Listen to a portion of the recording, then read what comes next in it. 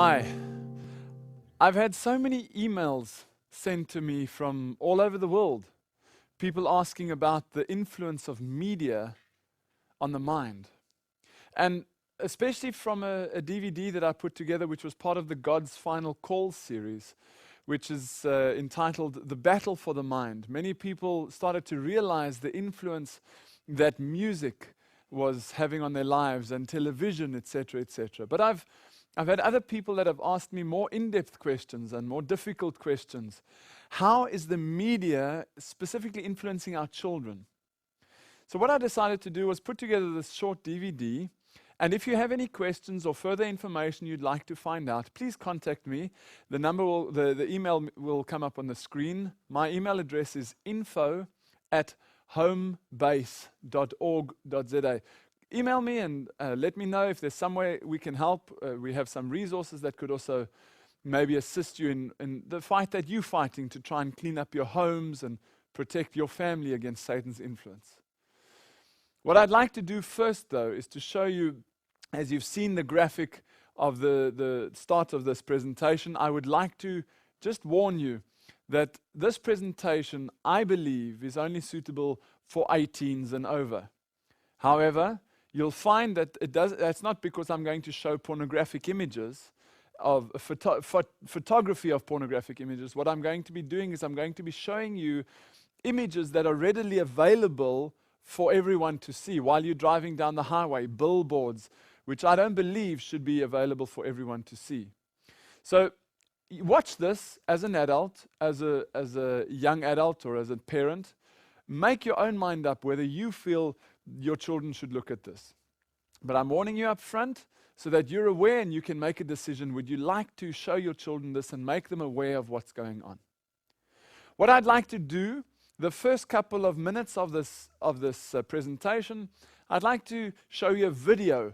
It gives you some background as to how white patches, remember those two words, white patches, are burnt into our minds. Watch this. All right, let's pick up where we left off last night. I want to study for a minute together the mind. And you've already had some of this with the doctor, but we're going to take it a little bit different avenue than he does, a little bit step farther. Let's go ahead and put up on the screen the picture of the brain. And look at a couple things, because your brain's capacity is unbelievable. And they're going to put this slide up. Your brain can actually process 30 billion bits of information per second. Your brain is the equivalent of 6,000 miles of wiring, literally in it. And it houses 28 billion neurons, which communicate with each other over 100,000 miles of nerve fibers, okay? Now, these neurons that we're talking about here, what these simply are, these are nerve cells that conduct impulses in your brain.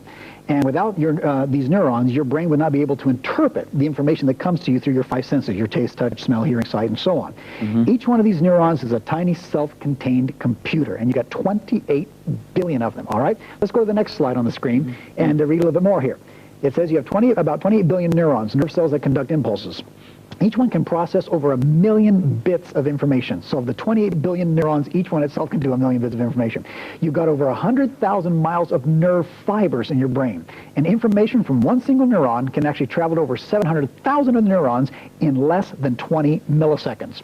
And so unlike our step-by-step computers today, your brain can literally take anything, any problem, anything you're dealing with, and it can work on these things all at the same time with all these 28 billion neurons. It's just an incredible setup that God has given us. And here's the problem we have then. Most of us try to work our way into changing our behavior. And we work at it, we try to change, and we give it all we got, and we fail, we get discouraged, and so on.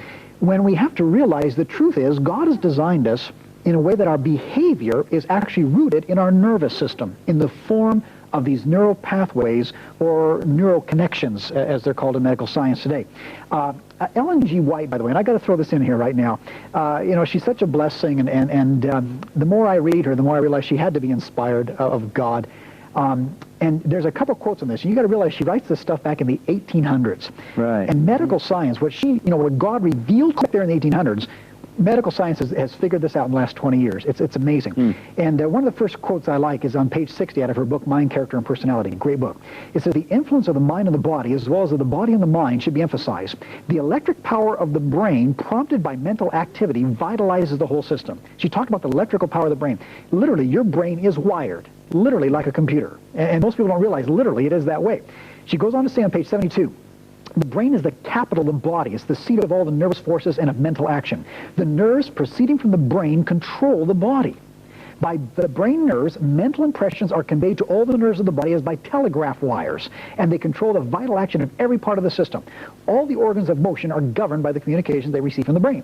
All right, so these neural pathways control, she says, everything that has to do with your physical body. White wrote that? Back in Common knowledge back then? God inspired that. I wouldn't have thought so. Medical science has literally discovered this in the last 20 years. But it's just another proof of her inspiration, because this is amazing stuff. Incredible. And so anyway, let's take a look at it here. As medical science has discovered these electrical impulses, these hundreds of thousands of miles of wiring that's actually in our mind, this is what enables people to be able to jump from one thing to another. In other words, if I would say to our audience, can you smell a rose? Everybody can smell a rose, right? And this, you have a neural pathway that tells what a rose smells like, okay? In fact, let's go to the next slide. You're gonna see an area here on the next slide. This is your brain magnified 15,000 times, okay?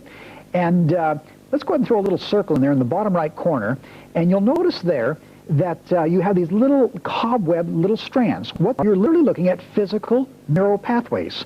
They are there, and I want to point this out because it's so important. It's like a fingernail, it's like a hair follicle. These things are physically there. So when I just gave the example of what does a rose smells like, well, that little place you see in their circle, that little strand, yes, that is what a rose smells like. It's recorded in your brain in that physical neural pathway, all right? If I would say to you the taste of chocolate, like we have this cake here, all right? Yes. Everybody in our audience can tell what chocolate tastes like. Well, again, if you look at that little circle there on the screen, one of those little neural pathways there tells you what chocolate tastes like, okay? A song in your mind, like the song you just heard him sing.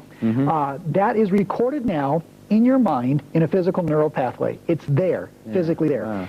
Everything you've tasted, everything you've touched, everything you've seen, everything you've smelled, everything you've heard, everything you've experienced in your life is recorded in this brain in the form of a physical neural pathway. It's there, and it's there forever. Now, think about the power of that. It's incredible. Yes, it is.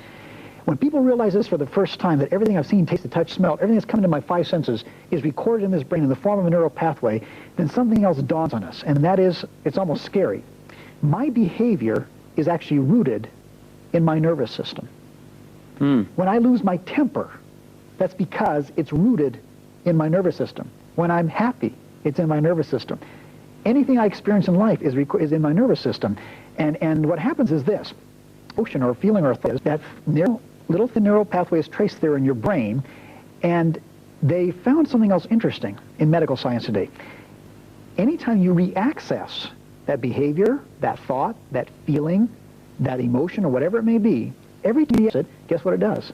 It adds another strand to that same neural pathway. Oh, have mercy. You repeat the behavior again, it adds another strand. You hear the word again, it adds another strand. Every time you repeat it, it adds another strand to that neural pathway until that physical neural connection gets stronger and stronger. All right? Let's go to the next slide in the upper left-hand corner, and you're going to see something else very, very interesting here. As they point out in the left-hand corner there, you'll see that white mass. Look at that white mass up there. What you've got there is thousands and thousands and thousands of these neural strands all bound together. All right? This person, let's say that this person has a problem with his temper, and he loses his temper all the time. All right, every time he loses his temper, he adds another strand. He loses his temper the next day, he adds another strand. Then let's say he watches a TV program, and in the TV program, the people are mad and losing their tempers. It adds another strand up there. All right, let's say he reads a book, and in the book, people are losing their tempers. Well, it adds another strand if he thinks that way. He's on the job. He sees people get mad on the job and lose their temper, adds another strand. Every time he sees it, experiences it, hears it, it adds another strand. And so what you're literature right now, you're seeing that mass together. And when people say, I can't seem to help myself, you know what? Right, can't. That's the reason why. So now you get the brain. And it's there forever. And so the more pattern of behavior, likely that your behavior becomes. The more you strengthen it by repetition, the stronger. People have cables in their brains to certain behaviors like depression, and then